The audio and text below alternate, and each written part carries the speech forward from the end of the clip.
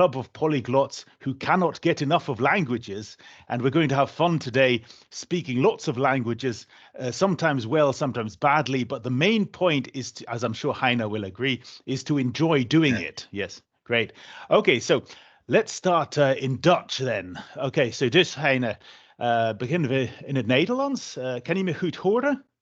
Ja, ik kan je goed horen. Uitstekend. Dan kunt je zo alsjeblieft een beetje over jezelf vertellen. Ja, dat kan ik graag doen.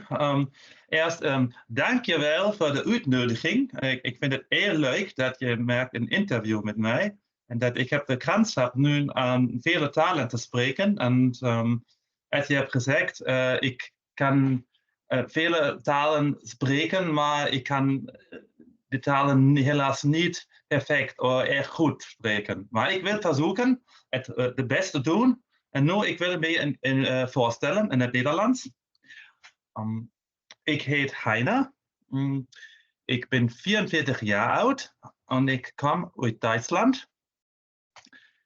Ik ben in Bonn geboren, in de voormalige hoofdstad van Duitsland. Maar ik woon nu in Korschenbruch. Dat is een kleine stad tussen Mönchengladbach en Düsseldorf. Ja, wat kan ik nog vertellen over mij? Ik ben getrouwd. Wij hebben een zoon. Hij is nu 7 jaar oud. Ik heb viskunde gestudeerd. En ik werk nu in het Duitse Diabetescentrum in Düsseldorf. Sinds meer dan 12 jaar. Ja. Ja, uitstekend. Ja, ik ben uit als wetenschapper op een ander gebied, maar we kunnen een beetje later daarop ingaan. Zo, want ja, zeker. En zoals ik leer heel graag heel veel verschillende talen. Waarom heb je besloten om zoveel talen te leren? Ja, mijn motivatie was met mensen te spreken. En, ik hou erg van met andere mensen in andere talen te spreken. En, maar ik heb dit later begonnen. En als ik jong was op school, ik houde niet van vreemde talen leren. Ik heb al Engels, Frans en Spaans in school geleerd. Maar later heb ik besloten dat ik met mensen wil spreken. En ik hou erg van reizen. Ik ben veel gereisd in mijn leeftijd. Ik heb eerst begonnen talen te spreken welke ik kan gebruiken. Ik heb talen geleerd met welke ik in Duitsland kan spreken. Bijvoorbeeld Russisch, Turks, en Oekraïens en Arabisch. En ik heb ook talen geleerd in landen waar ik ben geweest. Daarom heb ik ook IJslands geleerd. Ik heb dat IJslands al 12 jaar geleden geleerd, als ik in IJsland ben geweest. Maar ik heb het nu weer geleerd, waar ik weer in IJsland ben geweest. En dat is erg leuk, want deze taal is een erg leuk, mooie taal. En helaas, ik kan het hier bijna nooit spreken. Maar als ik in IJsland ben geweest, ik heb het ook gesproken en ik heb nu mensen gevonden met denen ik ook IJslands kan oefenen.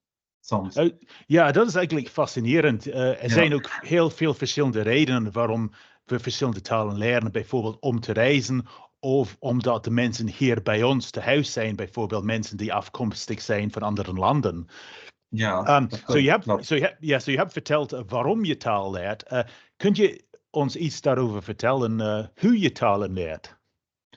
Ja, ik leer talen alleen. Ik heb vele boekjes gekocht.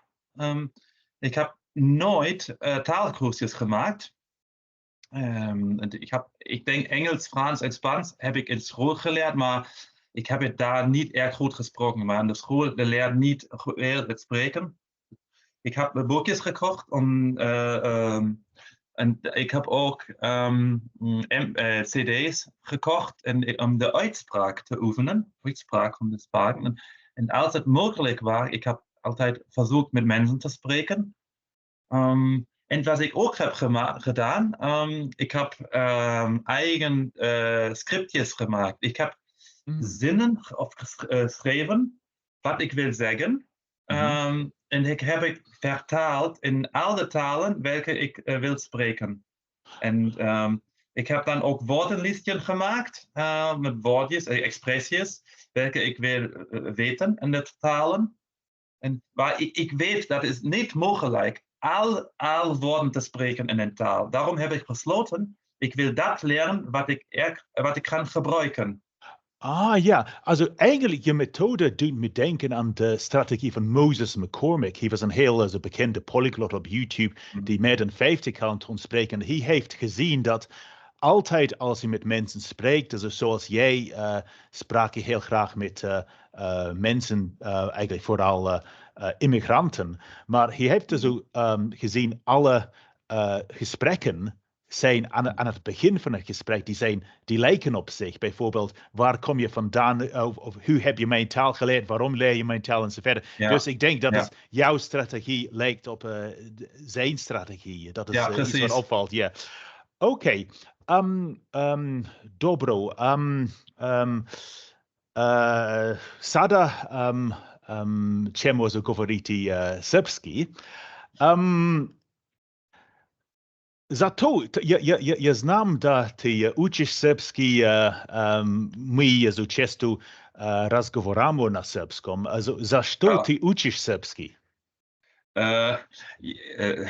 Ja sam prvo, mi se sviđa da uči europejski jezici i prvo ja sam učio hrvatski, ali hrvatski i srpski to je pravdje isto jezici. Prvo ja sam učio hrvatski zato što ja sam bio na odmoru u Hrvatskoj za moj obitelj hrvatski, porodicu srpski, za moj obitelj, to je raznica, za moj obitelj. Mi smo bili tamo pred 5 godine.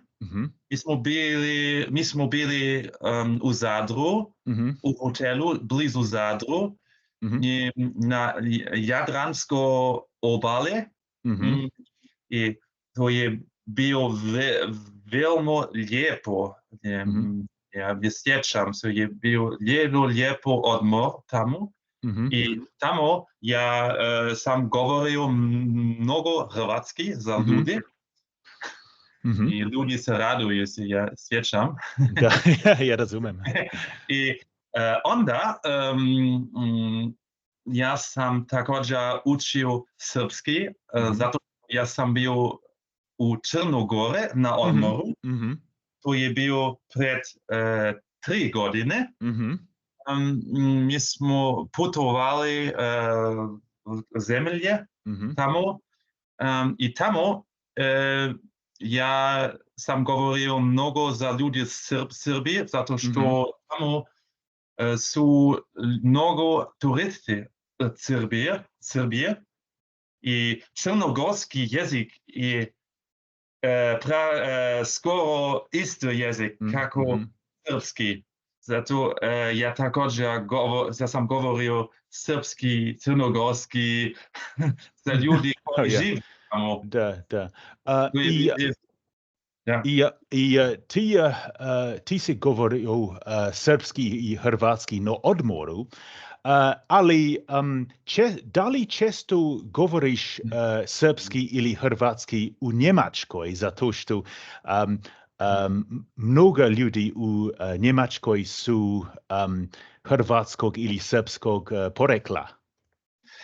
Da, nažalost, sada ne govorim često hrvatski i srpski ovdje, zato što ne poznam ljudi, nažalost, to je šteta.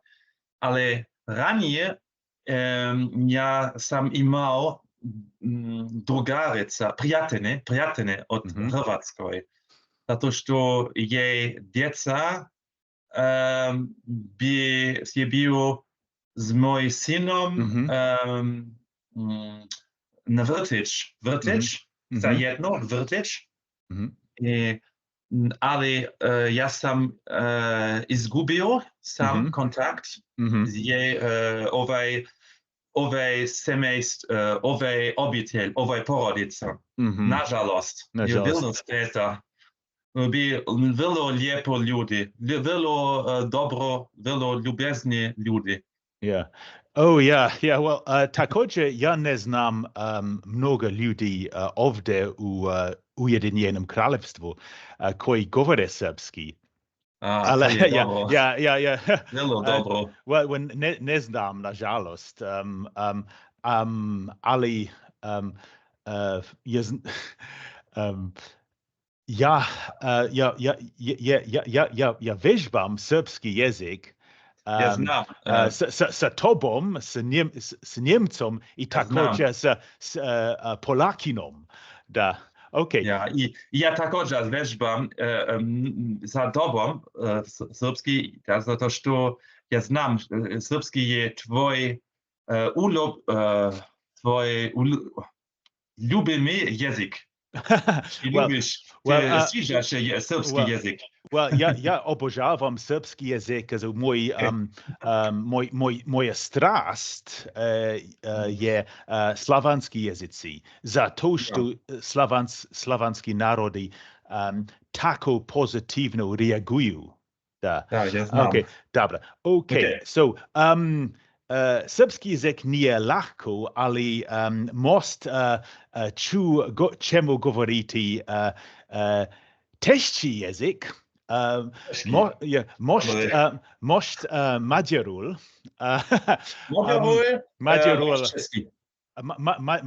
Mađarul. Igen. Mert tanuls a Mađar njelvet. Most nem tanulok magyarul, de korábban tanultam magyar nyelv. De sajnos tanultam magyarul, mert nagyon tetszik a magyar nyelv. Szerintem a magyar nyelv nagyon nehéz, a nagyon érdekes nyelv. De is nagyon nehéz nyelv. Sajnos nem tudom nagyon jól magyarul, de tanultam magyarul, sok tanultam magyarul, utolsó év, múlt év, mert Magyarországon voltam. Először Magyarországon voltam, Budapesten voltam, októberben, ott látogattam poliglot konferenciában voltam. Nagyon szép volt. Nagyon tetszett a város, Budapest. Voltam úszodában is, mert nagyon tetszik úszni. Budapest nagyon szép úszoda, termőfürdő, és persze sok magyarul beszéltem ott Budapesten. Okay. Well, hála Istennek, én megértettem. Yeah. It is. Yeah. Oh, yeah. Ein nagyon rosszul magyarul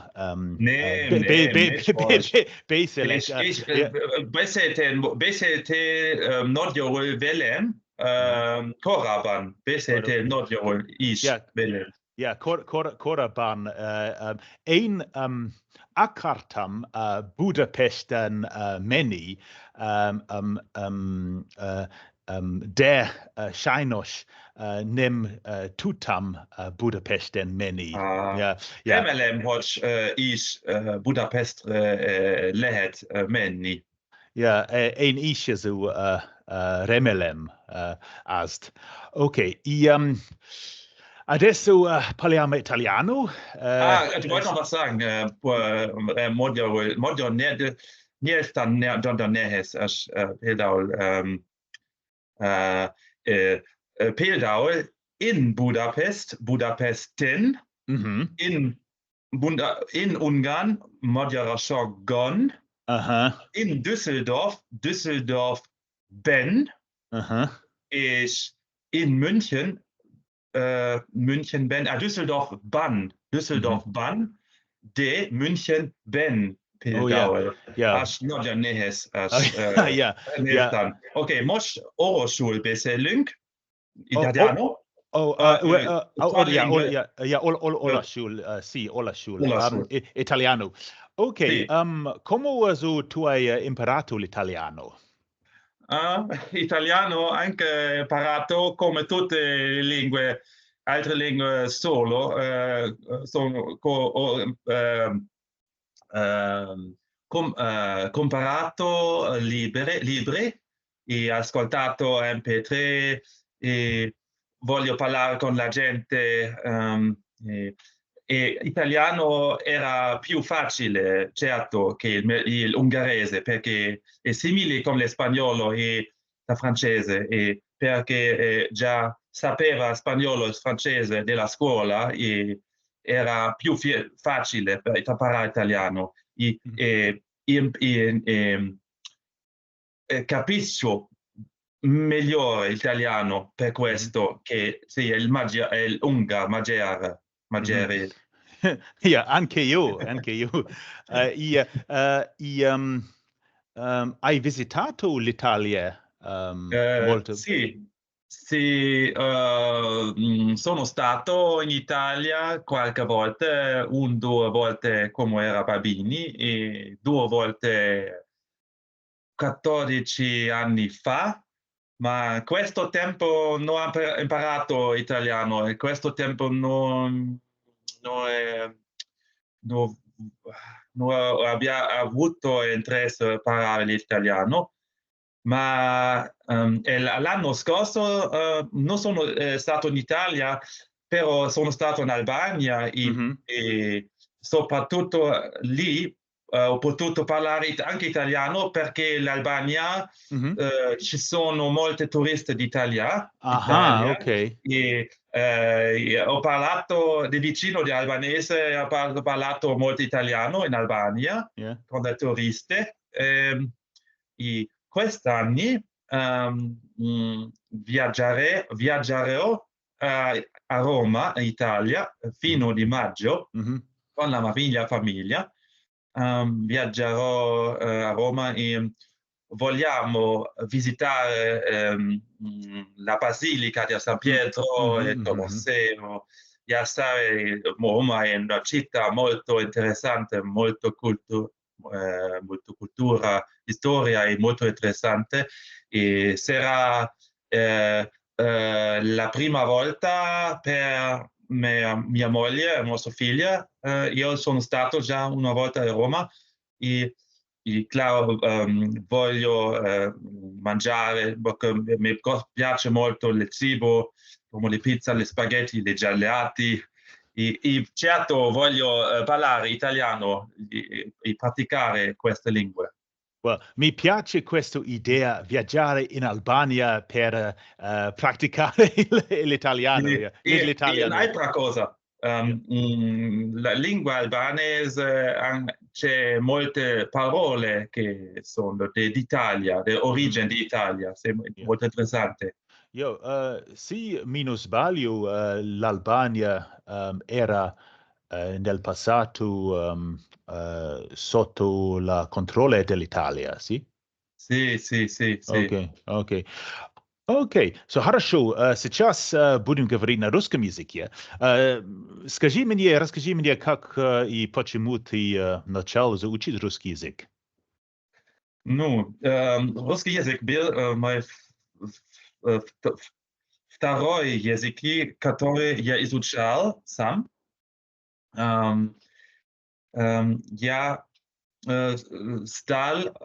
начал работать в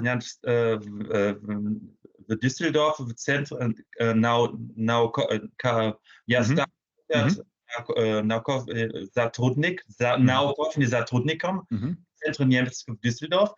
И поэтому я начал по-русски, потому что там работают много людей из России. И в мой team работают тоже люди из России. И у меня был, и у меня тоже есть коллеги, из России, которые я работаю вместе. И поэтому у меня была возможность говорить по-русски часто, очень часто, и слушать по-русски тоже. И я работаю, два коллеги, женщина из России, одна из Екатеринбурга и другая из Москвы. И они очень хорошие люди, очень любезные люди. И мы почти друзья, потому что мы встретимся, мы говорим часто. О работе мы говорим, конечно, по-немецки, но я говорю часто тоже по-русски с ней. И да. Да, Потому что я по-русски. Да, тоже, когда я жил в Германии, тоже у меня были как коллеги из бывшего Советского Союза, и мы разговаривали больше всего на немецком, но иногда тоже на русском. И в связи с этим, я знаю, что ты любишь говорить и любишь учить языки иммигрантов. Я знаю, что в Германии очень много людей из бывшего Советского Союза. И ты часто можешь говорить на русском с иммигрантами там у Германии? Да, это возможно. В России, здесь, в Германии, много русско-немцы. Это значит, это люди, которые ее предки из Германии, но они часто родились и выросли в России или бывший Советский Союз, Казахстане. Много людей родилось в Казахстане тоже. И я знаю тоже даже люди. У меня есть сосед, который тоже русский немец. И с ним я тоже не часто, но иногда я говорю тоже с ним по-русски. Это очень чудесно, прекрасно. И тоже уже 2 года много беженцев здесь, из Украины. И эти люди говорят не только украинский, они говорят тоже по-русски свободно. Часто русский язык даже ее родной язык. И поэтому я тоже говорю по-русски, это люди, и украинский. Да, я знаю. У нас тоже такие беженцы из Украины, и многие из них говорят русский так хорошо, как украинский, или часто лучше. Но будем говорить на украинском об этом попозже. Сейчас El Català, also m'agrada El Català molt. I la meva pregunta per te, perché tu apprendi el català? M'agrada també el català. Ara ne aprendre català vaig aprendre català. Vaig aprendre català molt quan vaig ser a Barcelona. Vaig estar a Barcelona. Vaig estar a Barcelona fa 5 anys. Vaig visitar la ciutat perquè era la meva feina. Vaig visitar una conferència de diabetes. SD. Allí vaig parlar molt català. Crec que vull parlar català amb la gent perquè crec que me sembla que els catalanoparlants se senten més catalans que espanyols. Aha, ok. Hem parlat amb la gent allí i eren moltes més feliços que quan parle català, que quan parle es castellà. Ok, y una pregunta. Y las personas que dicen perché aprender el català si tots els catalano-parlantes parlen castellà y que es la teva risposta o risposta? Per questo, ja, già, ich habe das gesagt, dit, que la gent que com lengua materna català és més feliç quan parlo català. I per mi m'agrada tots els idiomes. Per quest vaig aprendre el català i també quan saps espanyol, castellà i francès, aprendre català crec que és molt fàcil. Molt fàcil. I puc entendre molt.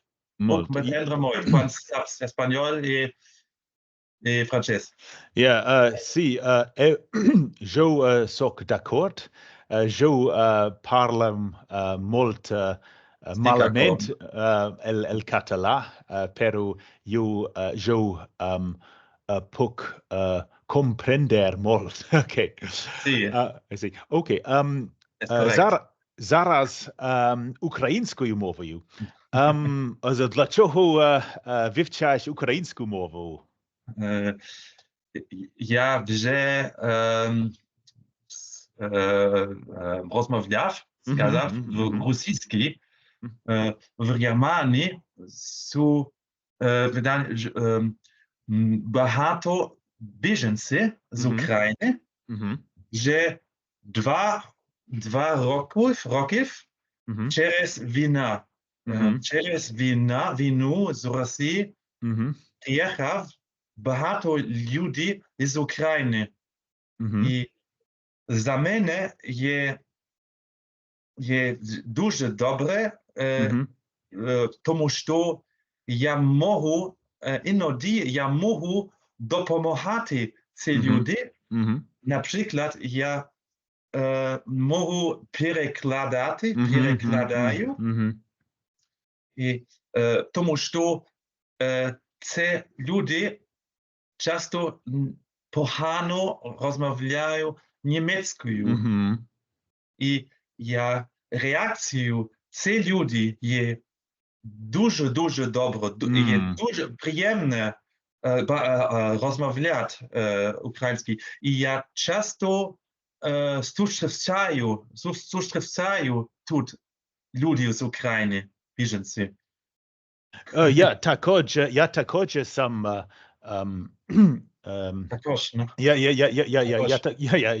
я також вивчав українську мову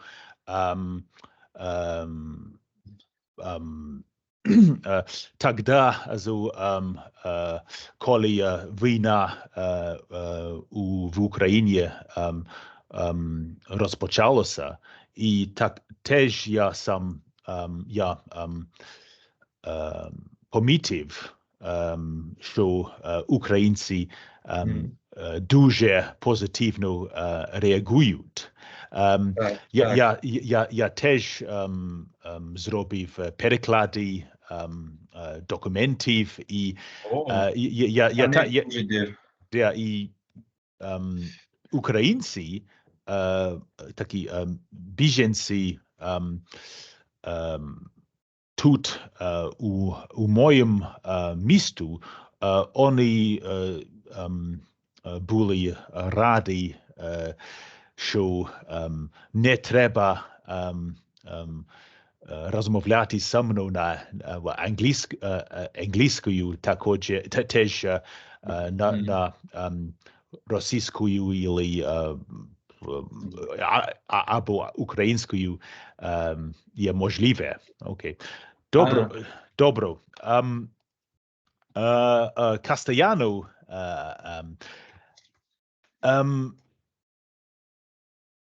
Tú has...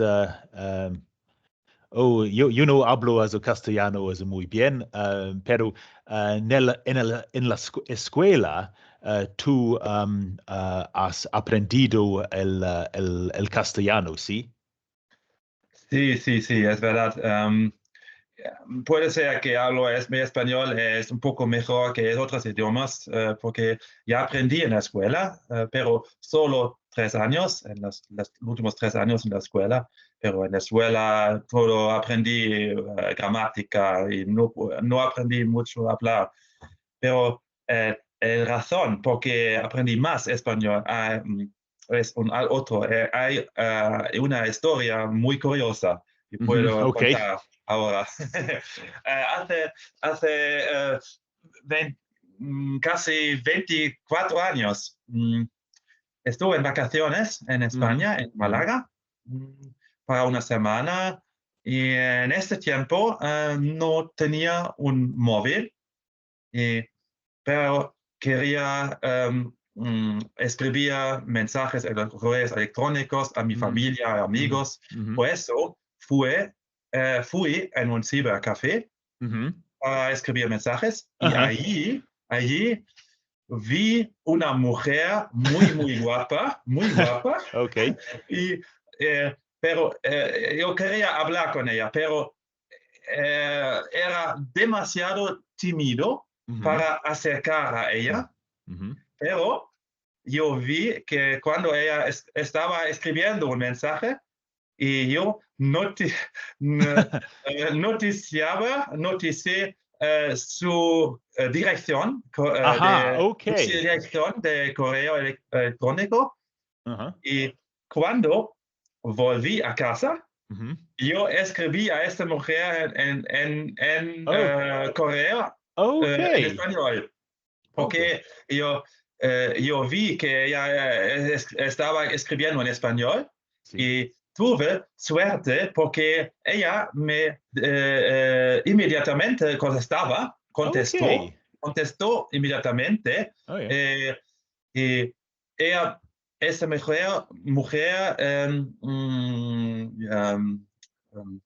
vivía en Málaga para estudios, era de México, de Guadalajara, y empezamos a escribir y a chatear muchas veces, y por esa razón quería mejorar mi español. Yo aprendí mucho en este tiempo, muchas cosas cotidianas, porque chateamos mucho. El chateamos era muy útil para aprender, porque puedo leerlo. Yeah, sí.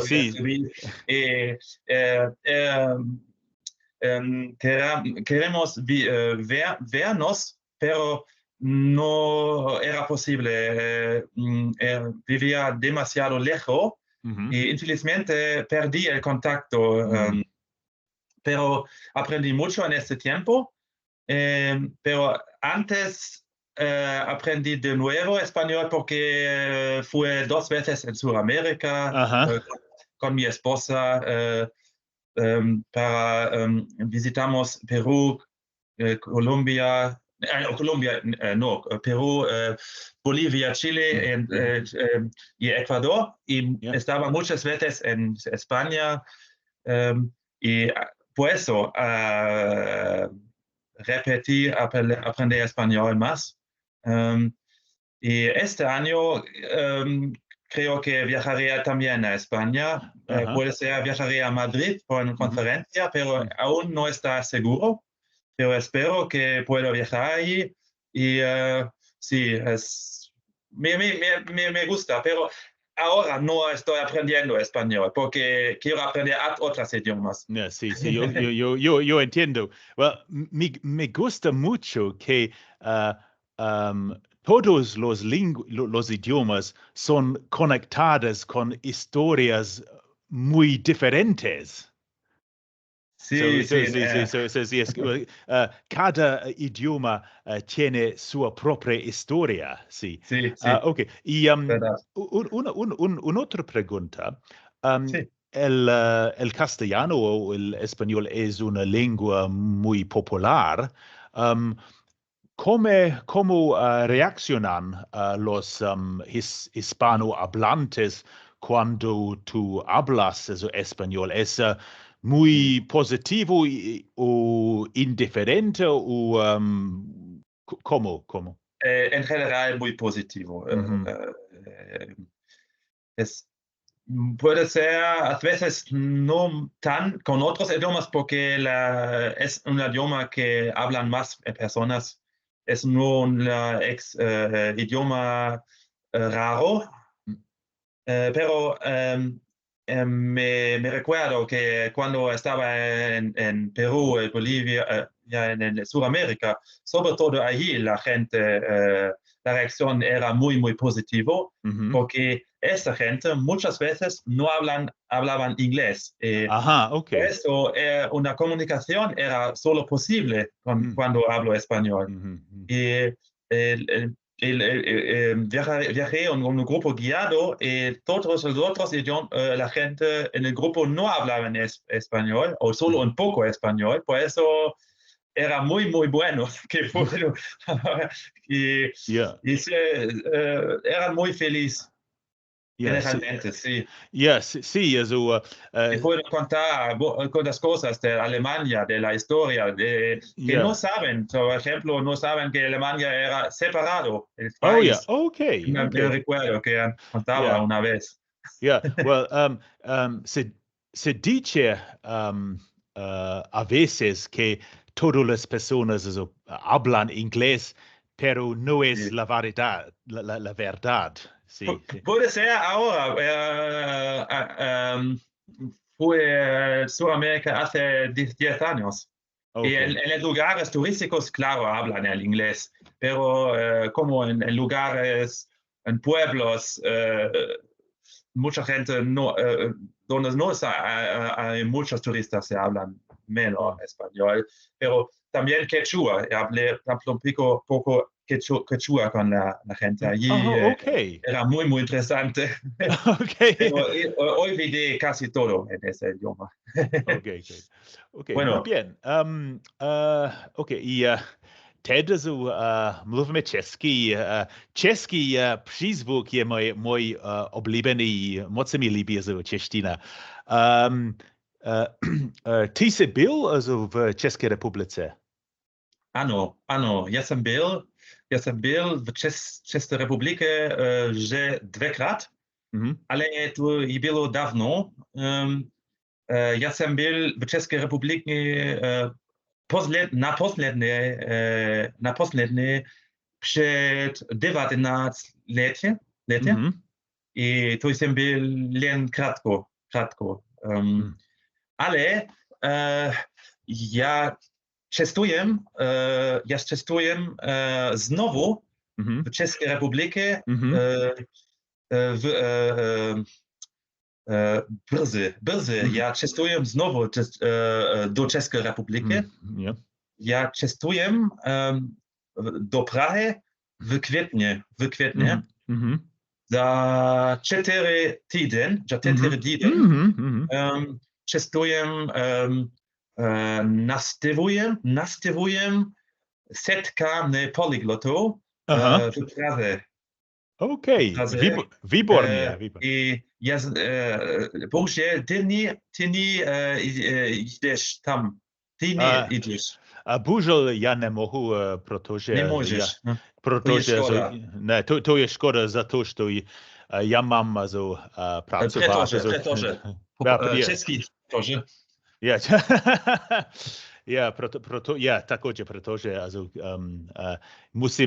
musím pracovat tady. Ale výborný.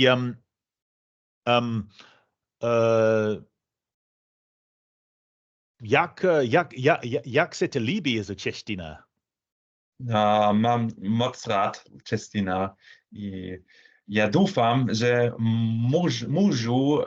můžu můžu mluvit velký český s lidi v Praze. Já budem v Praze 3 dny.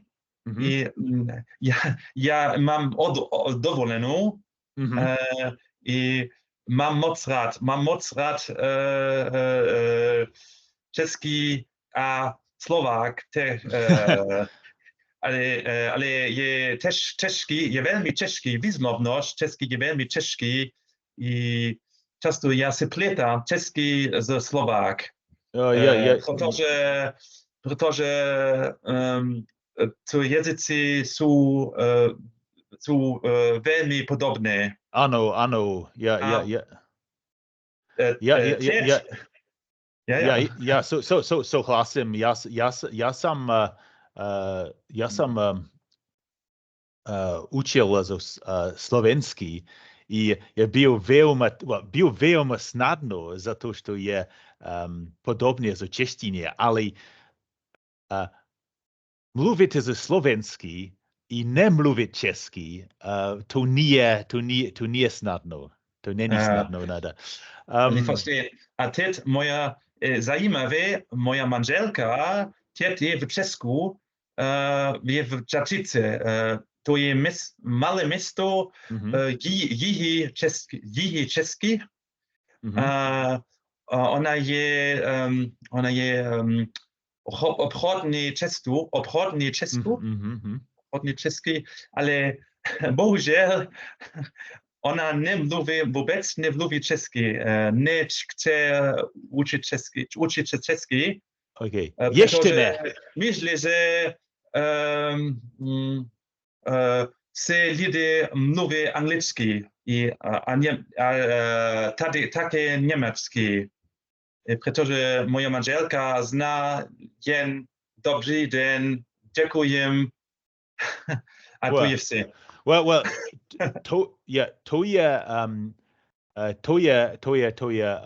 to je více od mnoho turistů u České republiky. Ja, ano. Ok, dobře. Ok, et maintenant on va parler français. Est-ce que tu as appris le français à l'école, mais est-ce que tu as visité le monde francophone souvent? Souvent, ne pas. Je suis allé plusieurs fois en France, oui. Je suis été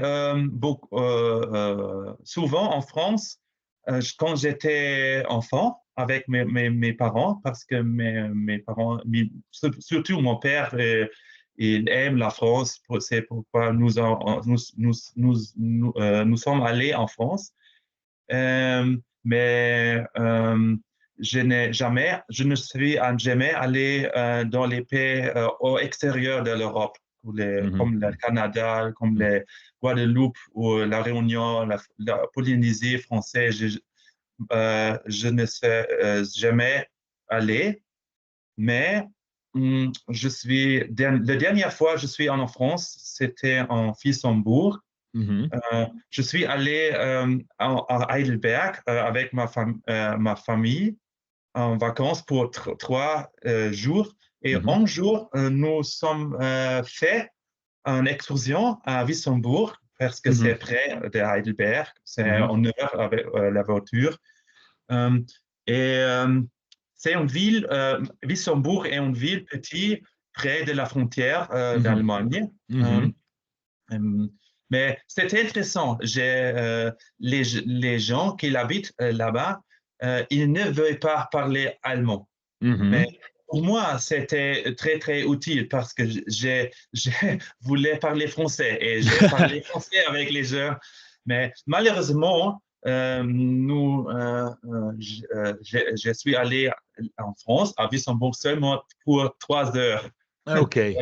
Nous devons rentrer à la maison. C'est dommage, c'était dommage. Mais c'est... Ouais, c'est la vie. C'est la vie, oui. Et une question liée au fait que, par exemple, que les gens dans cette petite ville ne voulait pas parler allemand. Oui. On dit que les francophones qu'ils attendent que tout le monde parle français. Qu'est-ce que c'est ton avis? Est-ce que tu es d'accord ou pas d'accord? Oui, je crois que oui, c'est le français, il croit que la langue est importante. Par exemple, Roland Garros, c'est un tournoi grand chelem de tennis. Il dit seulement en français. Égalité, avantage, Nadal, avantage, Djokovic. C'est seulement, il dit en français. Mais pour moi, c'est égal parce que je veux parler français. Et quand on était en Luxembourg, je me souviens que les gens ils étaient heureux quand on peut parler français. Oui, moi, Djokovic Oui, va comprendre tout en français sans doute parce oui, qu'il est oui, je polyglotte. sais. Oui. Mais moi aussi, j'aime bien parler le français quand je suis dans le monde francophone. OK. Teraz mówimy po polsku. Dobrze. Ja pamiętam, że ty mi powiedziałeś, że w Islandii bardzo często możesz mówić po polsku u Islandii. Tak, jest prawie. Ale je uczyłem po polsku z inny grund, przyczyna. Powód. Powód, dziękuję, powód. Uczyłem po polsku już 20 lat temu. Miałem przyjaciółkę, dziewczynę z Polski. Ona przyjechała z Tarnowy. To jest mało miasto południowe w Polsce. I ona rozmawiała płynnie niemiecki, ale ja mimo że chciałem uczyć się polskiego, bo ona wtedy często rozmawiała po polsku swoją przyjaciółki z Polski. I po polski byłem mojego pierwszego języka, którego nauczyłem samodzielnie. Samodzielnie, dziękuję, samodzielnie.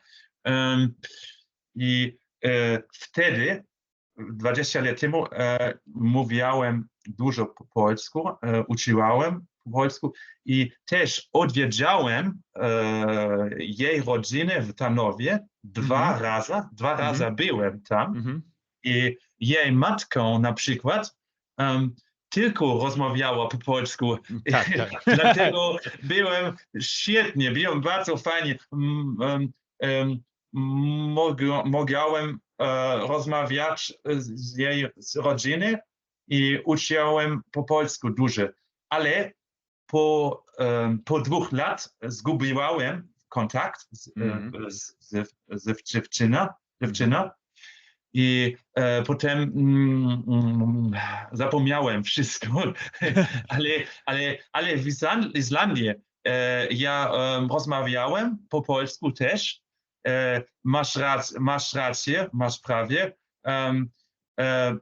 W Islandii mieszkałem dużo ludzi z Polski. Myślę, że są 10% wszystkie ludzie są Polacy w Islandii. Islandii, okej. Bardzo duże. Jeżeli chcemy uczyć się włoskiego, mamy jechać do Albanii. Jeżeli chcemy uczyć się polskiego, mamy so jechać do Islandii, ja, dobrze. Tak, dokładnie, dokładnie. Dobra, ja. I też so, wiem, że wielu Polaków mieszka w Niemczech, so ty często mówisz po polsku w Niemczech, so teraz. Nie bardzo często, ale od czasu tak.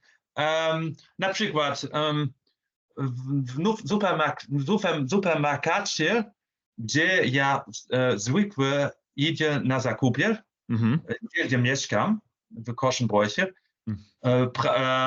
tam pracują kilku sprzedawców z Polski. I jeśli ja jedę za zakupów, ja często mówię po polsku z nimi, ale niestety rozmowa tylko krótko, niedługo, bo muszę pracować. Tak. I nie mam dużo czasu, ale może każdy raz ja jedę na zakupy i ja często jedę na zakupy tam. Mówisz po polsku. O ja, ja też mówię po polsku, kiedy ja chodzę do supermarketu, tutaj, u Lancaster, tam pracuję, tam pracuje wiele osób z Polski i zawsze ja mogę tam rozmawiać po polsku krótko. Świetnie. Dobra, o português. Eu falo o português muito malamente, pero eu quero perguntar, você falar o português do Portugal ou o português do Brasil? Eu prefiro falar português do Brasil. Eu gosto mais. Há duas razões. Primeiro, me gosto mais do sotaque do Brasil. Eu gosto mais que é mais fácil falar. E a segunda razão é meu irmão mais velho é casado com uma brasileira. Aham, ok. E às vezes, posso falar com ele português. Português do Brasil. Ok. Meu irmão mora na Alemanha, uma hora com carro de aqui, e se casou brasileira, e morou aqui na Alemanha. E agora, quando veio à Alemanha, ele não falava alemão, falava só inglês e português. Agora fala muito bom alemão, melhor que eu falo português, mas quando nos vemos, eu falo português com ele. É muito legal, para mim é muito legal. Mas... Sim. Sim, sem dúvida, é muito legal. Além disso, eu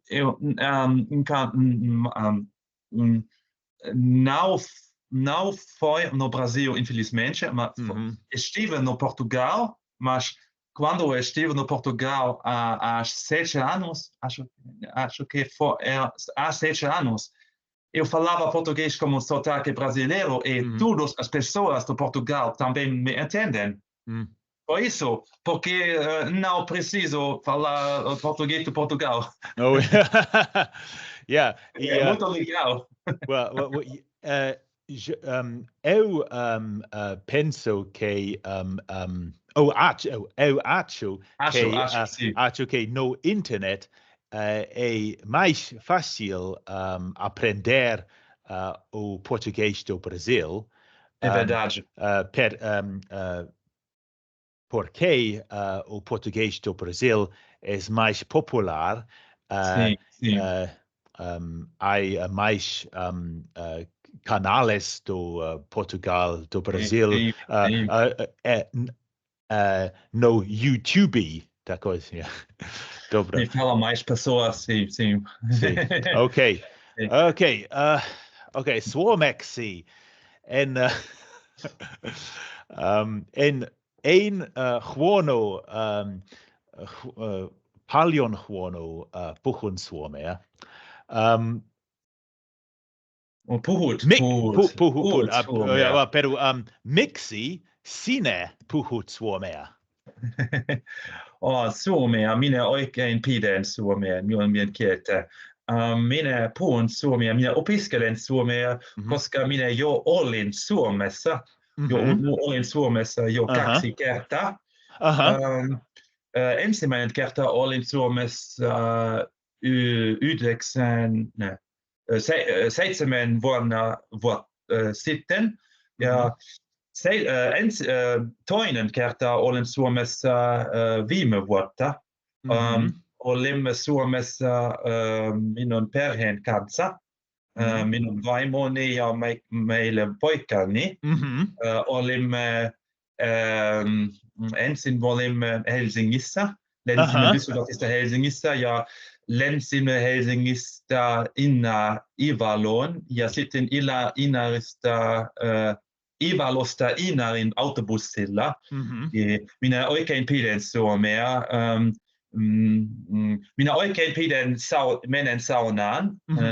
Nyt meillä on oma sauna talossa, minä pitää sauna, Suomen sauna tietysti.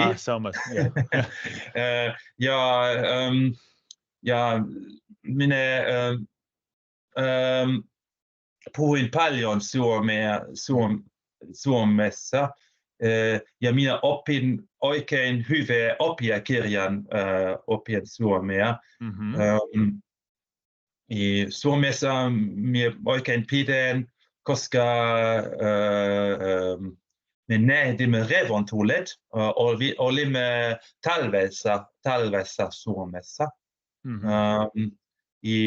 Inarissa oli paljon lunta. Lumi. Schnee. Schnee, okei.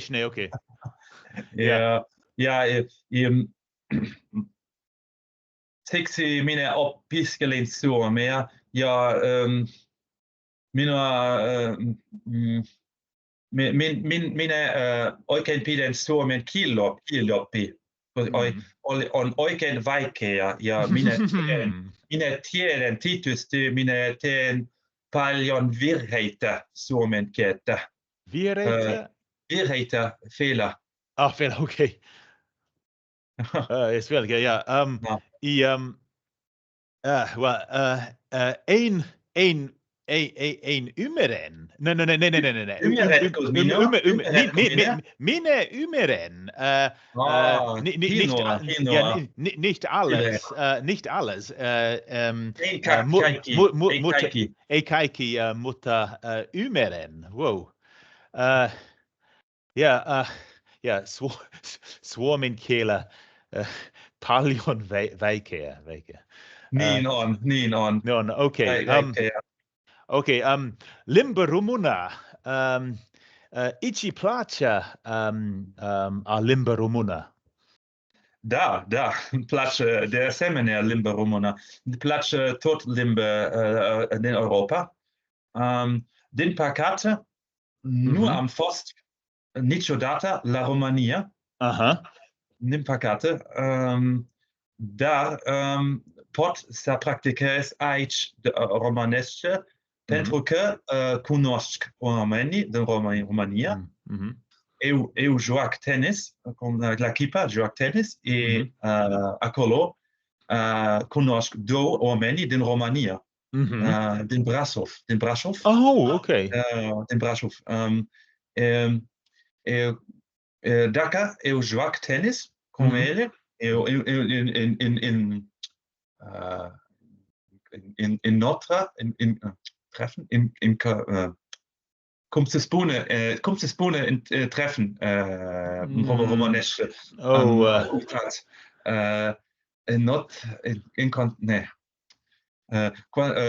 Dacă joacă tenis, dacă se vedem, pot să spun de vedem, vorbesc românește cum el, ne place foarte, mi place pronunția de România, place sper che pot calatoresc la Romania, din păcate nu știu cât. Acest an nu pot să călătoresc. Dar poate mai târziu. Mai târziu? Mai târziu. Später. Später, mai târziu, ja.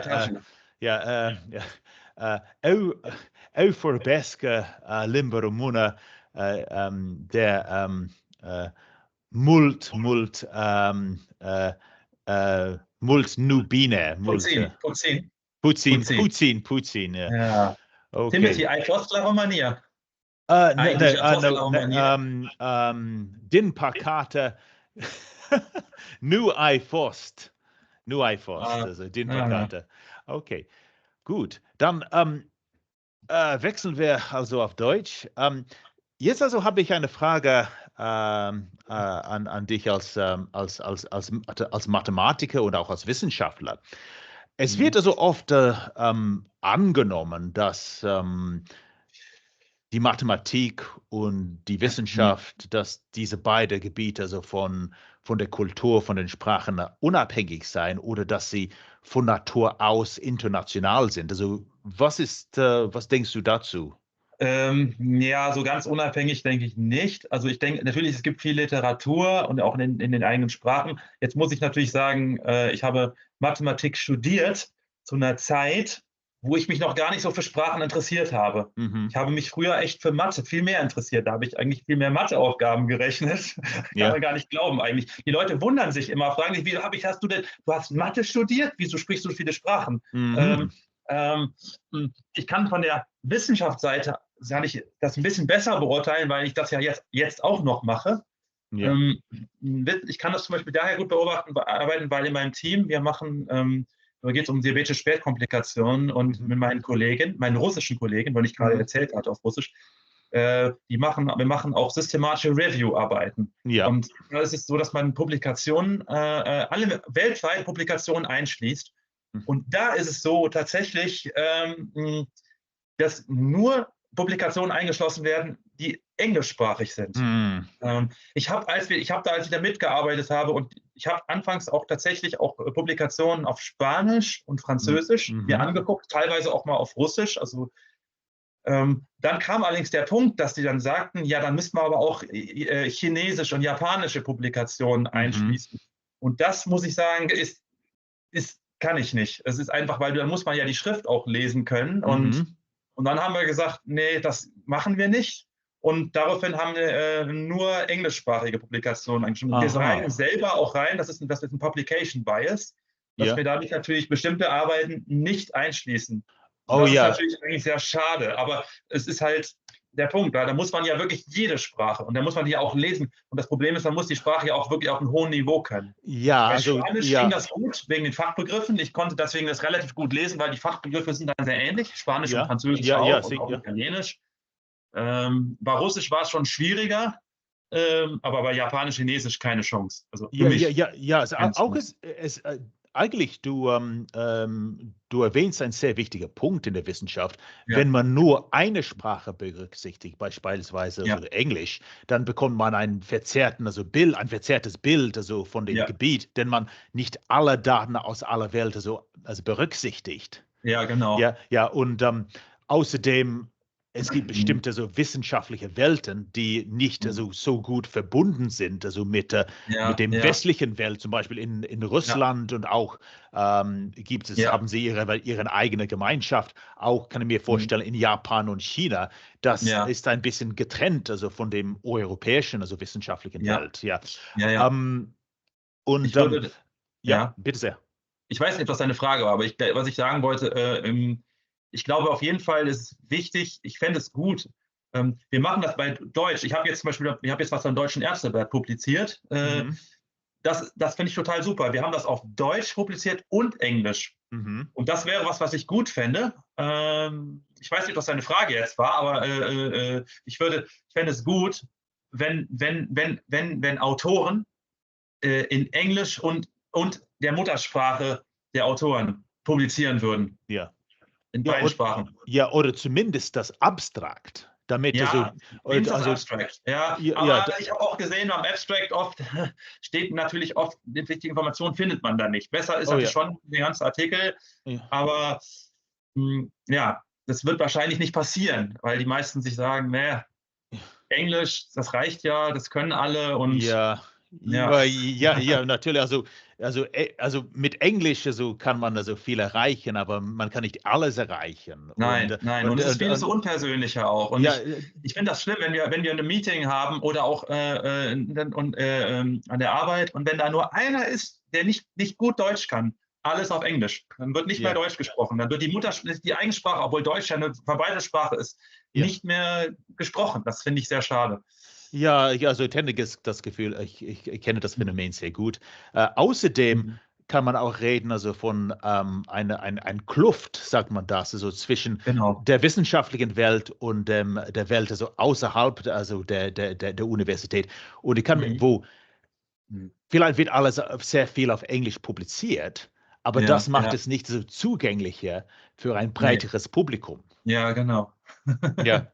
Also wir können stundenlang hierüber reden, aber ich wollte dir wir machen weiter, weil ich wollte dir noch eine Frage stellen. Du hast also gerade gesagt, viele haben gewundert, dass du Mathe studiert hast, aber viele Sprachen sprichst. Welche Ratschläge würdest du geben an jemanden, der also Mathe studiert oder Wissenschaft, der viele Sprachen lernen möchte oder andere Sprachen überhaupt? Naja, tatsächlich ist es so, die Leute, die ich kenne, die Mathe studiert haben, haben gar nicht das Interesse. Also das ist eine Frage, daher ist das schwierig zu sagen. Ich habe es mich selber nicht damals interessiert und die Leute, die ich kenne, interessieren sich nicht für Sprachen.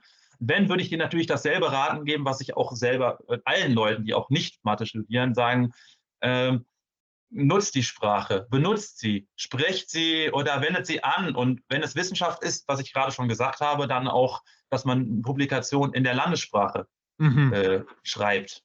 Oder dass man halt Publikationen, dann kann man auch Publikationen in der Landessprache lesen und üben, was ich halt gesagt habe, was ich mit Spanisch schon mal gemacht habe. Also danke. Was ich auch wenn ich etwas hinzufügen darf, als jemand, der Sprachen lernt, es ist sehr gut, wenn man Doktorarbeiten auf anderen Sprachen findet, weil normalerweise gibt es zumindest einen kleinen Teil, also in der Landessprache oder insgesamt in der Landessprache, und man muss manchmal also diese, ich würde nicht sagen Feinheiten, aber ganz spezifische Sprache lernen, damit man fließend über Wissenschaft in der Landessprache reden kann. Zum Beispiel, wenn man eine Pipette benutzt, dann muss man also wissen, wie man Pipette sagt, wie man Pipettenspitze sagt und so weiter. Genau. Okay. Jetzt, now, I have a couple of questions for you in English, which your language. Well, English, as I say, it can be my language, but in the science, I say it's not really my language. It's a language that's used to communicate with foreigners, which is not my language. So it depends how, this is true in every language, but I think in English, you see the most extreme division between people who learn English for Anglophones and people who learn English for foreigners, for international communication. But one thing I notice is that many, among polyglots, English is not the most often the most popular language, and most people have not learned English entirely out of free will. Maybe they've been forced to do it in school, or maybe they've seen it as an unavoidable part of their profession. So I guess that the fact that you've earned English was not completely your own choice. And so how has that affected the way in which you learn English and the way in which you feel about English, your relationship with the language? Because we talked about how every language is connected with a story. And so how does your story with English differ from the story with other languages? Yeah, it really differs. Yes, you are right. English for me was obligatory. I'm not native. It's not my native language in Germany. It's common to learn English as the first foreign language. Started at the age of 11. And it differs that when I speak English, there's an expectation that you speak English, and then that's not the reaction like in other languages. And for me, I must say I try to avoid speak English whenever I can. When I can, I will speak other languages with people from other countries. And it's not a reaction. I imagine when I was in Iceland, I met. There were many people, tourists from the US, from Canada, from England, from UK, and I spoke also with them in their language. But there was no reaction. No reaction. They said, "Oh, you speak good English," or "You use good." No reaction. Nothing. I can speak with them their language, but. And another thing is when I speak English with foreigners, it's not so personally. I think you know this. Yes. This is sometimes it's difficult when we have to arrange something important in Iceland. For instance, when we have to rent a car, I spoke English, or because my wife, she don't know the other language, and I don't feel much sufficient comfortable in this other language like Icelandic, or it would be the same with in Czech or in other languages, because English, of course, I have more experience with this language, and you can use it. And for me, I have to use it in my daily life, and as a scientist, write publications in English. And that is another point. English for me, it remembers to my work, to my job. And other languages, this is freedom for me. That's right. And English is job for me. Yes. Also. And that's also a point and another point for me that I'm not so interested in English is, to be honest, really sorry for you, Timothy, but I'm not so interested in the culture of the US, of England. I'm more interested in other cultures. I'm more interested to travel in other countries. I've already been in England 3 times. I've been in the US already, but it's not so in my focus to travel in these countries. Yes.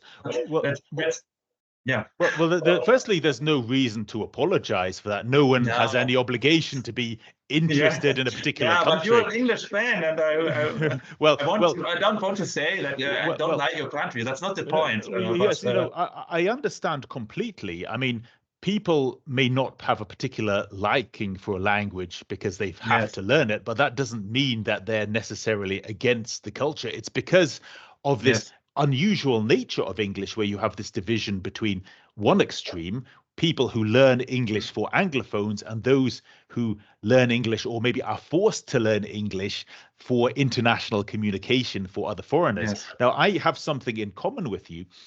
Generally speaking, I also try to avoid English as a lingua franca. I would rather connect with people in other languages, because that isn't my language, in my opinion. I do like speaking English. We're in Hypea, this Hyperpolyglot Association. Yes, there are a few people there who love English, and because they love the English to connect to Anglophones. And I do love speaking English with the people who are genuinely interested in my culture. But I have the feeling that most of them are not genuinely interested in English. When I say them, I mean most of the people who speak English in science. I don't think that they have learned English for Anglophones. I think they have learned English to talk to foreigners, other people. Yes. That's my impression. Also, yes, I agree. To come back to your point about your experience in Iceland, where you talked to people from the US, Canada, and UK, and there wasn't much of a reaction. Now, I think that's also it is possible to touch people using English, but it's not so easy, because you have to speak English for Anglophones and have a real interest in their culture. Yes, and then they do respond. High level. You have to speak it at a high level. That's also the point. You use in English, you have many phrases, ways to say things other, and that's the point. That is also my wife. My wife, for instance, is interested in learning English because she need it for her job, and she always remembers that. I didn't know how I say this when I say something about daily life. And I would get in trouble when I have to tell something about my daily life routines. That's because I didn't learn this. I'm not interested in this. Oh, right. Yes. No, and I mean, I'm saying you're under no obligation to be interested in it. This brings me to another question to you as a scientist and a mathematician. What do you think about the popularity of English, or the widespread use of English in the scientific world? Do you think it's a good thing or a bad thing, or both? What are your thoughts? A lot of us at Lancaster University, we do research into this, so we're interested in hearing the opinions of multilingual scientists. Yes. Yes, I think that question goes to the question what I already said in German. I think it's not a really good thing when English is too dominant. I agree. I think it's a good thing that we have it as a lingua franca. That is a language that everybody knows, because we know that the most people don't like to learn other languages. Therefore, I think it's a good thing that everything is published in English, and I totally agree with that. But I think it would be better if other things would be published also in the native language of the authors, or of the data source where the authors live, or the region, something like that. But not only in English. That's my point of view for this. Okay, so what I'm hearing from you is, okay, good that we have English, but we don't have to have only English. Yes. Okay. Great. So now ich weiß, dass du mehrere Sprachen sprechen kannst. Also hast du eine Botschaft für uns auf Bulgarisch oder auf Türkisch? Wie viel Zeit habe ich denn noch? Habe ich noch ein paar Minuten? Leg los. Also. Ich versuche ein paar Sprachen noch was zu sagen. Ich kann ja noch ein paar mehr Sprachen. Bulgarski, аз говоря bulgarski, zato što аз бях в България, в отпуск пред 3 години. Аз бях там с мое семейство. Ние бяхме в Албена. Това е град, туристични град на Черно море. И ми бяхме 2 седмици там. И аз говорях много български там. И беше много хубаво беше. Много ме харесва. Сега аз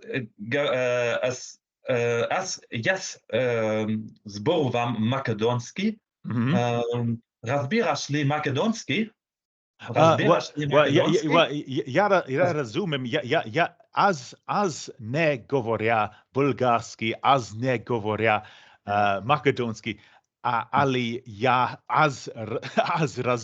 розумím. Македонски, српски, а bulgarski są много слични. По-български сходни, думаю. Аз исто така учав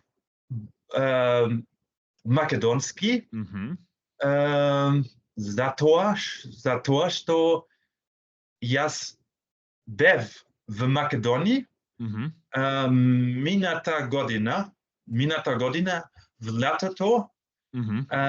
Аз бев в Албанија и но аз бев един ден исто така в Македонија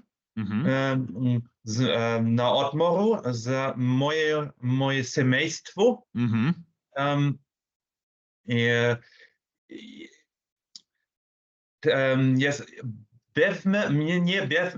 Ние бевме в езеро Охрид. И видяхме Свети Наум. Heilige etwas. Свети Наум, да. И много убава беше. Много убава беше. Аз плавив в jezero Ochet. Aha. Za to, što se dopagia da plavam. I nas zborowaw mnogo makedonski tamo, ale samo pomalco zborowam makedonski. Aha, okej. Zborowam po dobre serbski. Okej. Jest Ja. hrvatski. Hrvatski, ja, da. Talar du också svenska? Okej. Eller Jag snackar icke svensk. Snacka inte. Snacka det är norsk. Prata eller tala. Ja, jag icke pratar svensk. Ja, icke pratar. Det är bra. Du pratar många språk. Du pratar väldigt bra polska, ryska, holländska, tyska. Türkçe, ja. Çok kötü Türkçe biliyorum. Çok kötü. Ama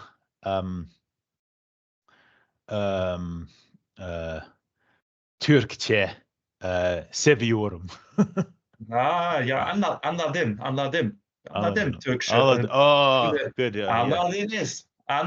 Senin anladın. Ben de Türkçe öğrendim çünkü burada Almanca'da çok Türkler var. De Türklerle şık Türkçe konuşmak abiliyorum. Ja, also als ich wirklich verstanden habe, es gibt sehr viele Türken, die in Deutschland wohnen und du kannst so Türkisch mit denen reden, ja. Ja. Okay. Sınıfta oğlum birinci sınıfta şimdi oğlum birinci sınıfta. Mein Sohn ist in der ersten Klasse, heißt das auf Türkisch. Ja. Sınıfta birkaç Türkler çok var. In seiner Klasse sind auch Türkisch Kinder. Auch Türkisch ist sehr gut. Es gibt so viele Sprachen in jedem Land, auch in Deutschland, auch in Großbritannien, aber das Erlernen von diesen Sprachen, die in unseren also Gesellschaften, also das wird leider so nicht gefördert. Ja. Also es ist dieser Reichtum, also wird vernachlässigt leider. Okay, möchtest du noch eine Sprache sprechen? Ja, jak ajta tala solidna lika islensku. Jak var i Islandi i fri, jak var i Islandi för 10 dagar. Jak var jag i Islandi fredagsskipti. Efter att jag finns mycket gammal Islandi. Hvis färdodom med bidlin. Med skåderdom Reykjavik, med skåderdom Akureyri, med skåderdom Mörkfossa, till dæmes Skogafoss, Gullfoss, Seljalandsfoss. I Islandi jag var i Sund, lika att jag fara i Sund i Island är mörkflott, nu Fraubert. Island är mörk sundlag. Get att synda i utisundlag i vetur. I vetur är kallt i vetur. I Akureyri var snö vid förum i utisundlag. Das war gammal.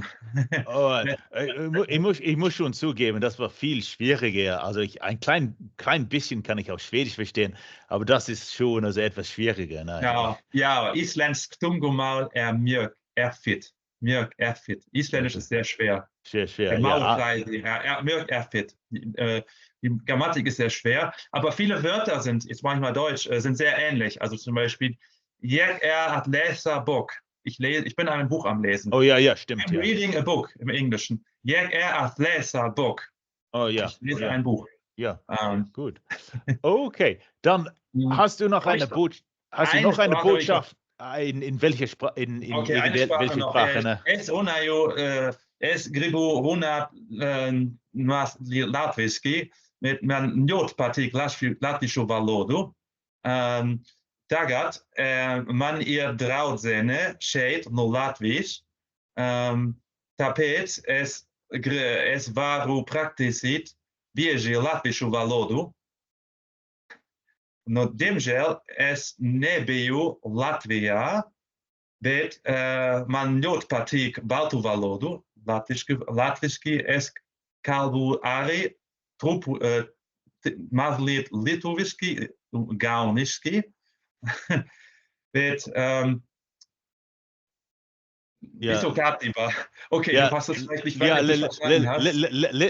Latviski, Litovski habe ich verstanden. Ja, ich habe gesagt, dass ich hier Bekannte habe, Freunde aus Lettland. Ja. Und dass ich deswegen die Sprache üben kann und dass ich aber leider noch nie in Lettland war, aber diese Sprachen besonders mag. Also Lettisch, Litauisch und Estnisch. Aber Lettisch spreche ich am besten. Also das habe ich cool, ja. Von den 3 Sprachen. Ja, also die anderen ein bisschen. Ich kann auch ein paar mehr Sprachen, also Albanisch, Griechisch kann ich auch einigermaßen noch gut sprechen, aber ja, wir müssen, glaube ich, zum Ende kommen. Ich bin auch im Magenknoten, deiner wahrscheinlich auch. Ja, aber es hat mich sehr gefreut, also so viele Sprachen zu hören und es ist toll, dass du dich gut ausdrücken kannst aus so vielen Sprachen, dass du ein Gespräch führen kannst. Danke. Und dann, eigentlich kein Wunder, denn du redest so gern mit anderen Menschen, deshalb also hast du gelernt, also wie man also auf verschiedenen Sprachen also wie du dich mit anderen also unterhältst. Ja, und weiterhin also was würde man sagen, frohes Schaffen, also viel Glück mal bei der Vertiefung bei der Vertiefung von deinen Sprachkenntnissen. Und ich denke, ja, wir haben also sehr viele Dinge erwähnt. Was mir am meisten auffällt und was mir am meisten gefällt, also jede Sprache ist wie eine Reise und die Geschichte, die mit der Sprache verbunden ist. Also wir lernen jede Sprache aus verschiedenen Gründen, zum Beispiel der Grund, warum du Polnisch gelernt hast, Russisch, also Spanisch, also Isländisch, Serbisch und so weiter. Also es ist nicht nur wie eine Fertigkeit erwerben, es ist auch also an sich also das Sprachenlernen, es ist auch ein Erlebnis. Ja. Wobei ich auch einfach generell Sprachen mag. Ich habe auch Sprachen gelernt, wo ich gar keinen Bezug habe. Also zum Beispiel Estnisch habe ich mich schon beschäftigt, obwohl ich nie da war und da eigentlich auch niemanden wirklich kenne. Aber nur das Niveau ist halt dann nicht so gut. Ich kann diese Sprache, ich habe deswegen heute jetzt das, weil ich kann mich da jetzt nicht so unterhalten. Ich kann ein paar Basics, ein paar Sachen sagen, über mich was erzählen, aber es reicht nicht so richtig für eine Unterhaltung. Also, aber ich bin interessiert und ich will noch mehr Sprachen lernen. Also das ist also ein Hunger, der nie gestillt wird. Das ist, ist gut. Ich denke, das ist das Zitat für heute. Ein Hunger, der nie bestillt werden kann. Also. Die Reaktion, ich habe auch Seminare, ich habe jetzt da waren welche Studenten, die waren aus der Türkei und aus arabischen Ländern, Arabisch kann ich auch ein bisschen, die waren so begeistert, die haben mich angeguckt und gesagt, du sprichst diese Sprachen, wie kann das sein? Du bist doch Seminarleiter, du bringst uns Statistik, Epidemiologie bei. Wieso sprichst du denn diese Sprachen alle? Also die haben mich angeguckt, das war und die wollten mir alles wissen. Die haben mich gefragt, und wie machst du das? Wie lernst du das? Wie kannst du das lernen? Und wie kann ich das machen? Kannst du mir, also das war total toll. Also du erinnerst mich an ein Erlebnis, das ich gerade hatte, also in Serbien. Ich hielt eine Präsentation und ich habe einfach dieses serbische Sprichwort Lepa reč I gvozdene vrata otvara, also ein schönes Wort öffnet auch ein eisernes Tor. Und ich denke, das ist auch deine Geschichte ist ein sehr gutes Beispiel. wie eigentlich diese menschliche Aspekte so von der Wissenschaft, wie das gefördert sein kann, einfach durch Interesse an anderen Sprachen und andere Kulturen zu zeigen. Okay, hast du eine allerletzte Botschaft? In einer Sprache oder generell? Oder wie du möchtest, ja. In einer Sprache weiß ich habe ja die Sprachen schon, ich kann nur sagen, also jeden, der Sprachen lernen will, ich sage es jetzt mal auf Deutsch, ich kann nur sagen, wirklich einfach sprechen, sich trauen zu sprechen und Fehler machen. Or for those who don't speak German, you should dare to speak, to make mistakes. It doesn't matter, speak the language. Dare make because you will speak better if you practice language. That's my last message for this video. Okay. Aber ich hoffe, die Leute sprechen auch Deutsch und ich sage, jetzt kommt der Rheinländer zum Schluss. Du kennst das rheinische Grundgesetz. Es ist, es wird kütt und es hat noch immer Jod gegangen. Du musst andere Sprache schwade. Ich kann leider nicht so gut Kölsch schwade, aber ich bin ein Rheinländer. Ich bin ein echter Kölsche Jung. Ich bin in Bonn geboren und ich feiere Karneval jedes Jahr. Und ja, und es hätte noch immer Jod gegangen, will ich sagen, einfach sprechen, sich trauen, die Sprache zu sprechen. Es ist immer gut gegangen. Es ist alles gut, auch wenn man im schlimmsten Fall versteht man nicht. Ja, genau. Ich denke, das ist eine sehr gute Botschaft am Ende. Versuch es mal und man muss man muss die Sprache nicht perfekt sprechen. Ne? Nein, absolut. Vielen herzlichen Dank also für das Gespräch und wir sehen uns. Ne? Vielen Dank für die Einladung, vielen Dank für das Gespräch und Gut, dann bis bald. Bis bald. Ciao. Mach's gut.